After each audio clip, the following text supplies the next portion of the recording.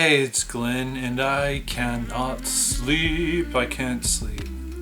And that's because I'm not in bed. I don't even know what bed is. So I'm in a creaky chair.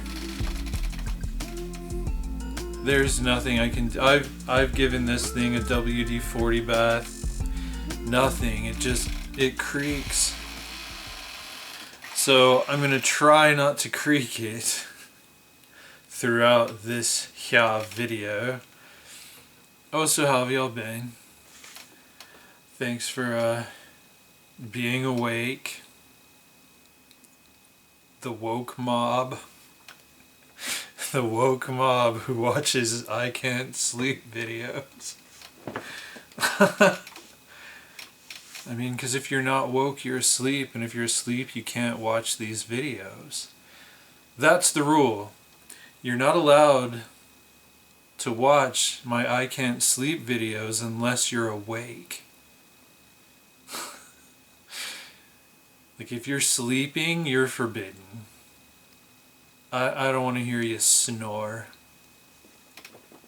So, like, I was just sitting in my car outside of my author office, smoking my feelings and talking to myself, and I realized as I started talking to myself about strange things that I was doing an I can't sleep video, so I decided to come into the office and get out the camera.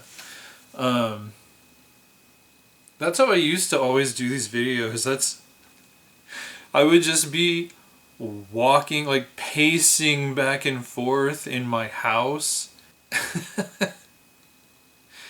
and just talking to myself and like turning over ideas and doing thought experiments out loud, and actually just, I replied to myself. I was having a conversation with myself, and I thought it would be fun to just turn on the camera and put it on YouTube so that I would be talking to someone.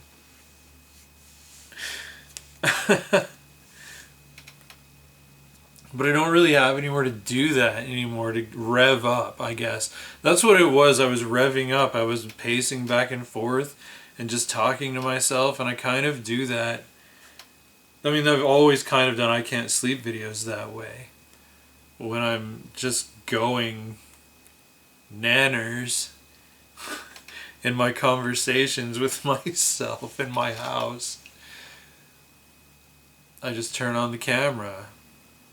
When I realize I'm having an interesting, at least to me, conversation with myself. Like, what was I thinking about? I was thinking about the concept of a supreme being, right? Like, and untangling it from religion, untangling the concept of a supreme being from religion. It's really difficult to do, because if you're raised in a faith tradition, it can be drilled into your head like God, who we call God, he is a God. I mean, it's like naming your cat Cat, or your newborn son Baby. I guess it's not like naming your newborn son Baby, because he's gonna grow up. Well, I mean, God grew up and he changed his name to Jesus, according to my traditions that I was raised in, the language and dialect.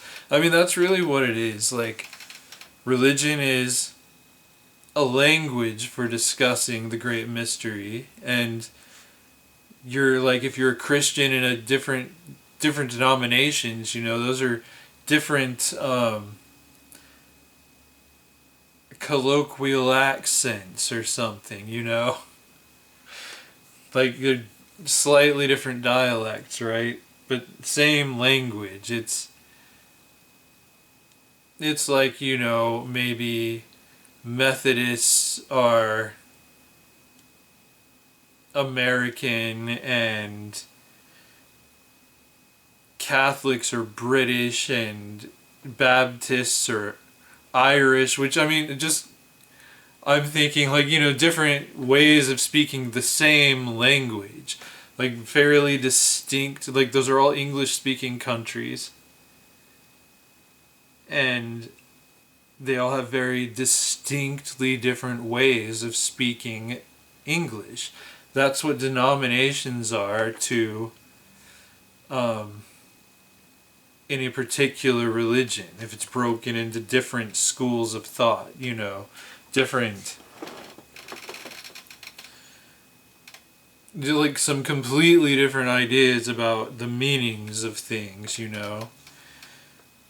like words might mean different things in different denominations, just like, from England to Ireland to Canada to America, the same word might have a slightly different meaning.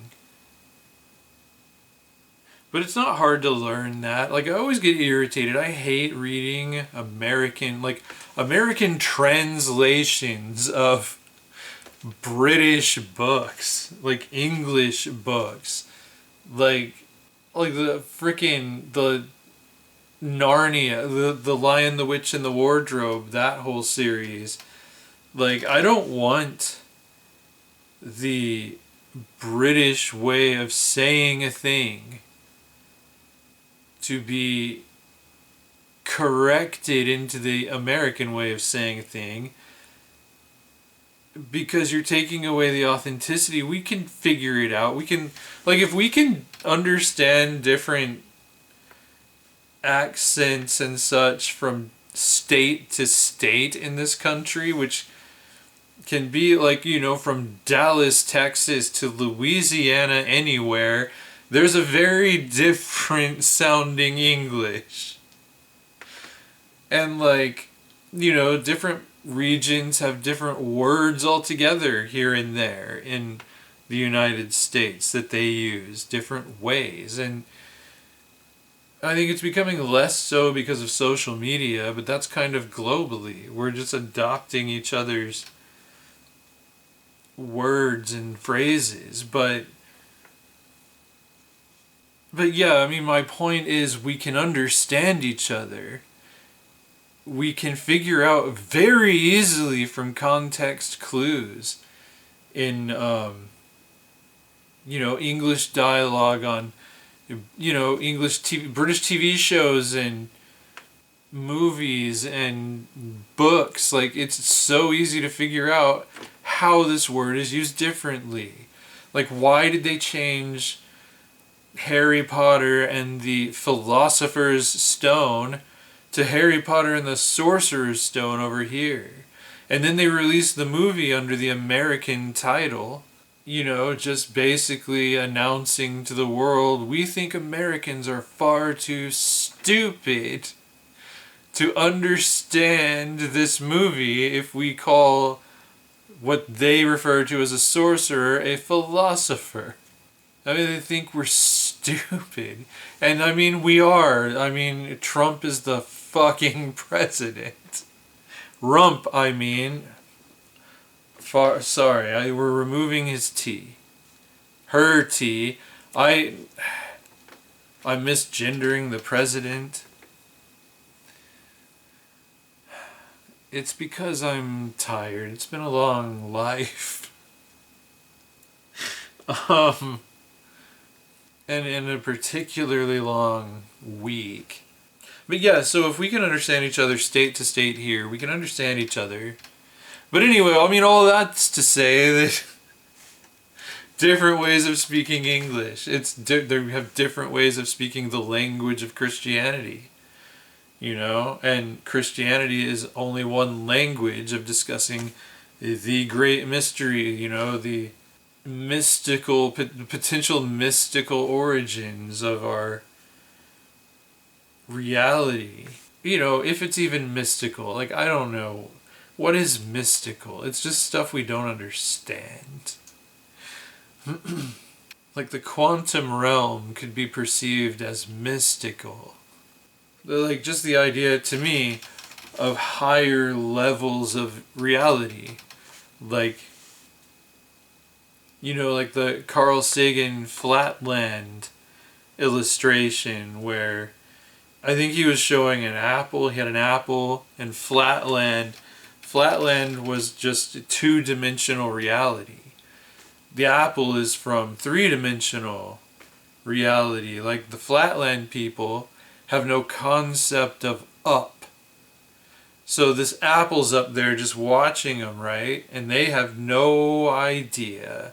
Like they can't even physically comprehend the apple's existence because they can't comprehend three-dimensional physicality. And so like if the apple can see down, the apple has a concept of up and down. The Flatland people just go forward, backward, side, side. That's it. No up, no down. Two dimensions. So, yeah, so if this apple is put into Flatland, you just see the people of Flatland don't see the apple. They just see like 3 points. Like the very butt of the apple, the shadow of the apple, which doesn't tell you the apple's true physical form. Shadows are weird and amorphous, like religions. I mean, I just think that's interesting, and and I do think I've talked in other videos, I won't get into it because it's a whole video, and I already did it in another I Can't Sleep video, like an early one, just talking about ideas about how the universe exists at all, how anything can exist. And I've talked about that stuff on Autodidactica too, my podcast I do with Matt Paul. But yeah, so I was pondering the great mystery. I was pondering, if there... Whoa, the hall light went out at the office. Like if you want to consider the concept of a supreme intelligence or a supreme level of intelligence, like that we're all actually a part of, a fractal of, right? It's difficult to do that having been raised in religion without calling that God, and thus entangling dogma into it. And I'm not saying that your dogmas are wrong. I don't know. I haven't been to the hereafter recently. And so I was trying to figure out what to call God in those, basically, what to call the concept, and would that being, just contemplating it at all. Because then I drift off into, well, what kind of a freaking God?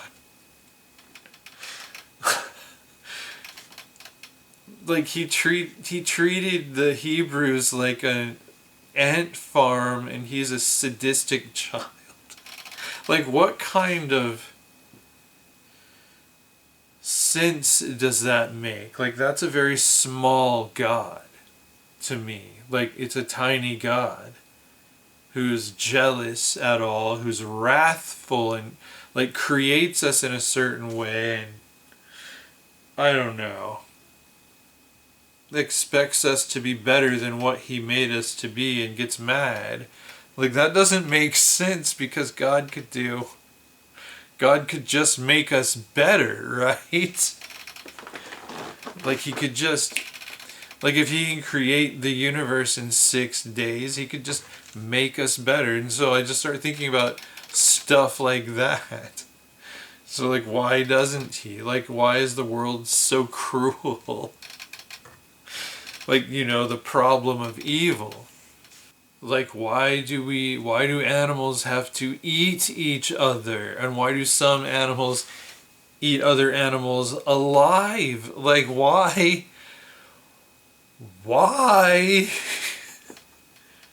would God do that when we know full well God knows how to make things thrive living on sunlight? No one gets hurt, no one dies, no one's eaten alive.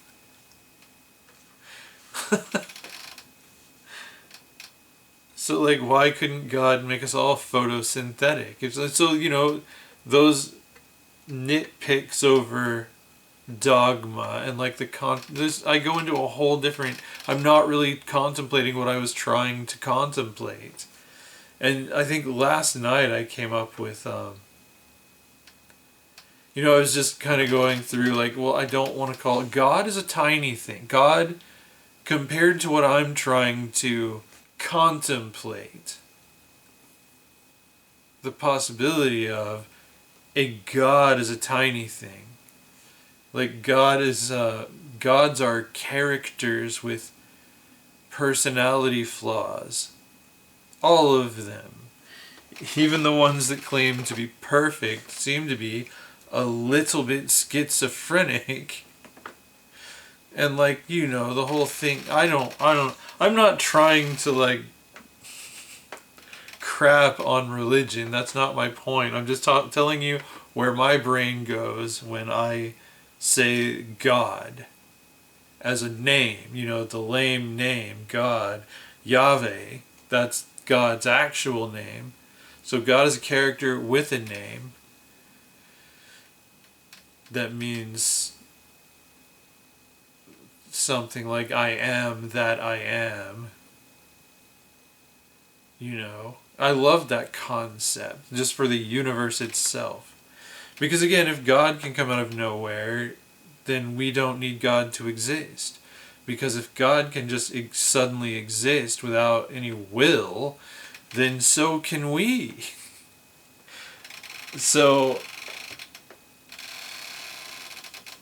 but that's the kind of thing, like, and again, I have a whole concept of space-time that I don't want to reiterate, that I like chew on in my thought experiments in my head, but I don't like using the word God because it's limiting and too attached to crazy stories that I've been raised on that exist in my native language of Christianity for discussing these things. And so it's confusing. But yeah, so I settled on calling it, because I do want to just discuss it with myself in spiritual terms. Like, that's kind of what I'm contemplating. Like, what is that? Oh yeah, but the term I like is the Great Spirit. It's kind of a Native American way of looking at the Great Spirit. I like that it doesn't have any dogmatic connotations. It's not for me anyway, and it's a nameless concept. It isn't God. But it is what one might consider to be God. But that's the term I'm trying to get away from.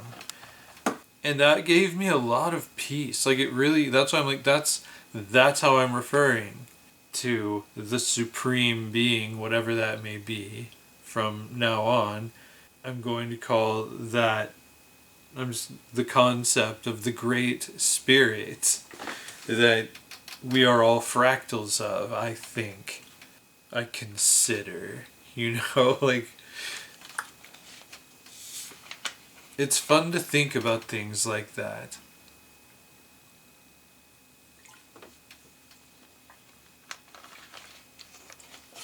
But yeah, so when I say the Great Spirit, I don't feel like I have to wrestle with why God did the Hebrews that way and why God did his son, who was himself, that way. Like, I mean, there's just holes in the logic. So what I'm saying is, I don't have to think about those things, while at the same time I can contemplate the concept of a supreme being. Yeah, and that just made it really so much easier. It was so freeing. I felt so much lighter. I was really startled that I felt so much lighter. I was like, I guess that's really been weighing on me. Because it's like I don't have issues with the concept of a supreme being. There's nothing in there that, in the idea of that pisses me off. I have issues with religion, just in kind of and not religion so much, like ritual spirituality. That's what religion is. Spirituality with rituals. But when it gets toxic is when you add the dogmatic thinking the dogmatic lack of thinking. Like, you must believe this or you will burn in hell forever. Like, right. That's not an overreaction or anything.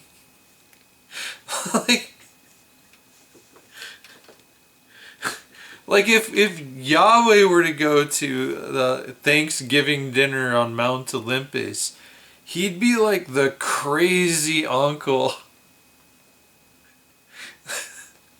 that no one knew how to talk to. Just like, oh my God, he's gnawing on his legs. Like,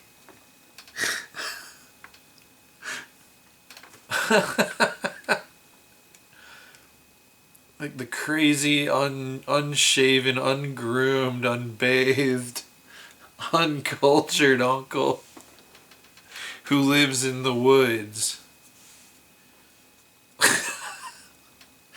Everybody's got that uncle, right? I mean, I don't. I just assume everybody else does, and I was missing out on that probably smelly experience. I could be that uncle. Someday, if I really put the work in, I could be that uncle at Thanksgiving dinner. Maybe even on Mount Olympus, who knows, if I really put the work in. But right, so yeah, so it's a small concept, just like the Greek gods themselves. They were very human. They were very much made in man's image, like mankind, humankind. But they didn't try to pretend, like the Greek gods, that mythology never tried to pretend that these guys were perfect, infallible beings. They were deliberately fallible. But for some reason, the God of Abraham must be revered as perfect and unquestionable. But if you actually read and comprehend those stories, whoa. Like, the concept of Pascal's wager. Like, just the idea that it's better to believe in God in case you're wrong, basically. Like the Christian God. Pascal's wager was specifically about, why believe in Jesus and all of that. And, well, because if you don't, you go to hell. And so, what if you're wrong and you don't believe it? Then you're going to go to hell. But if you believe it and you're wrong, it doesn't matter. So why not believe it? But I'm like, you can't just make yourself believe a thing, right? And believing, I will say 1,000 times from here to the end of time. Belief is the line in the sand that we draw beyond which we say, I will not think. That's what belief is. It's not the best tool for thinking. Like, you can think about your belief system that you've been raised in and come to your own conclusions about whether or not you think that's what's going on. That's the real story, you know? And I think that's the best way of doing things. Like, you should examine everything with critical thought and come to your own conclusions. But if you just blindly believe a thing, because, you know, like, there's this other YouTuber I watch who's he lives like here. He lives in the DFW area. Why can't I think of his name? Oh well. I mean, he's a young atheist dude who lives in the DFW area, and yeah, there was something he said that I really liked. You know, that if something is true, then it can withstand any amount of scrutiny. And if something is not true, it can't, you know, like if something can't withstand any amount of scrutiny, then it is not true. So, like, dogma, it's like telling you you can't ask a question.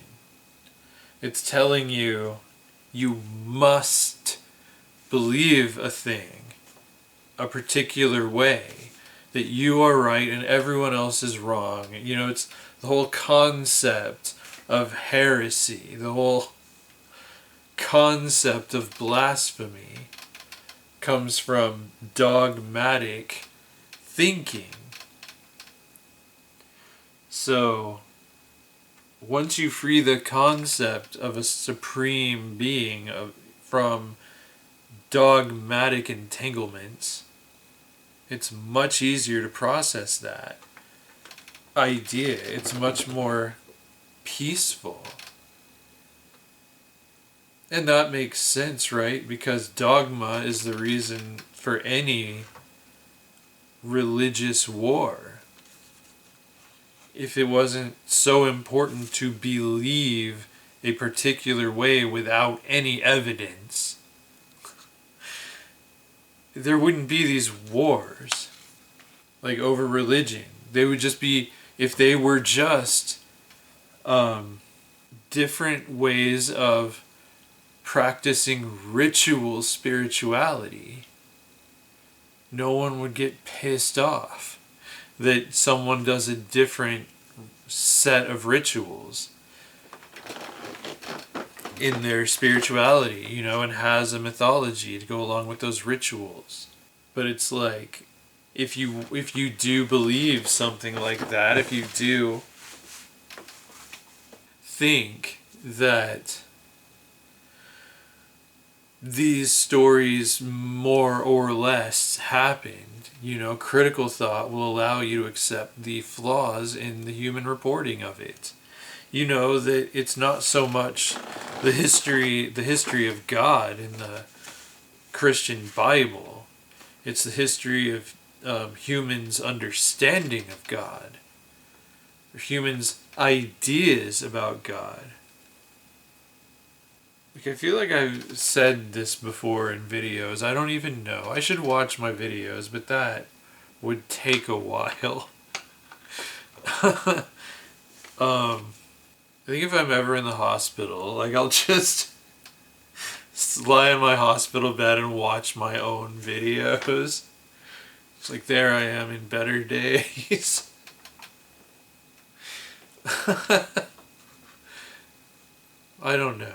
But yeah, like, the Great Spirit, that's my jam. That is how I will refer to the Supreme Being henceforth when I'm talking about the Supreme Being as I contemplate such things.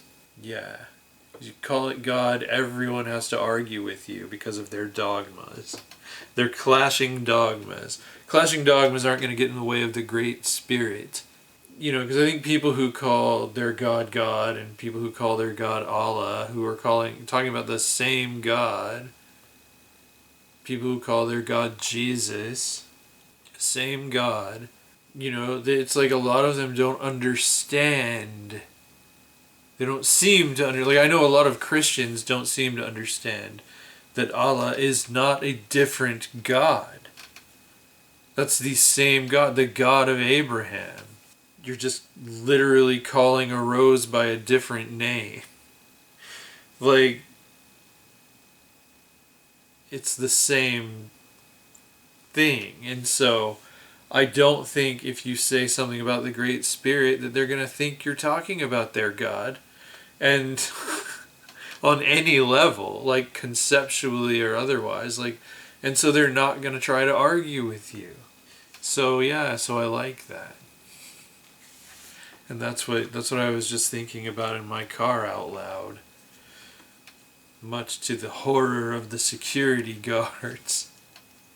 Not really. I got locked in the bathroom here maybe last week for 8 hours. It was a terrible time. And because, like, what it was, like, I spilled something on my desk, so I went out of my office to the little kitchen to grab a paper towel to wipe it up. But they didn't have any paper towels, so me not thinking that because I usually, when I leave my office, I make sure I have my wallet in my pocket because that has the key to get back in. But I left my office door open because I was just running around the corner to grab a paper towel. But in my brain, it's like, I'm out of my office. Obviously, I have my key. I'm just going to run into the bathroom real quick and grab a paper towel.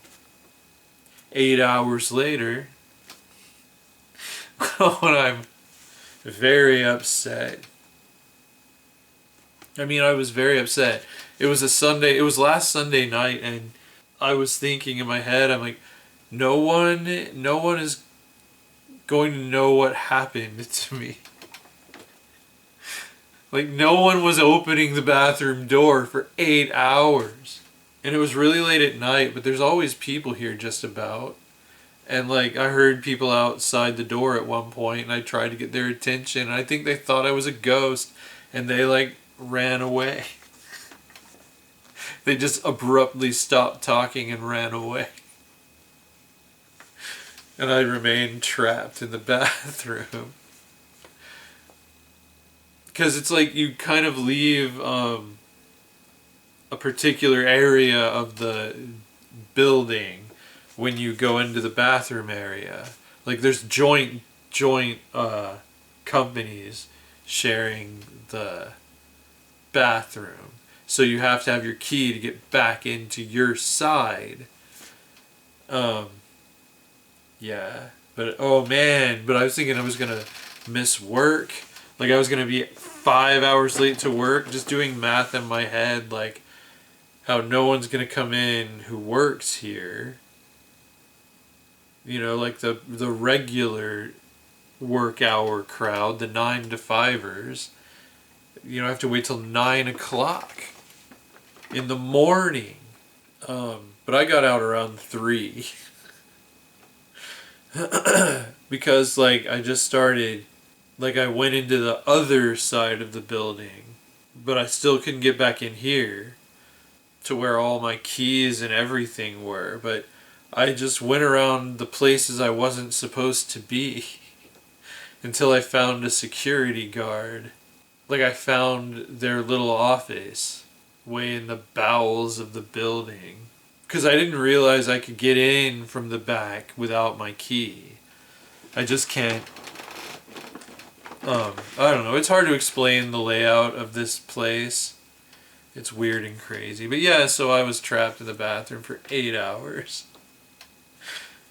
I mean, that's kind of how my life's been going lately. And I've been yelling at God a lot, which is why I'm kind of contemplating the concept in general. I'm way more at peace with the Great Spirit. Anyway,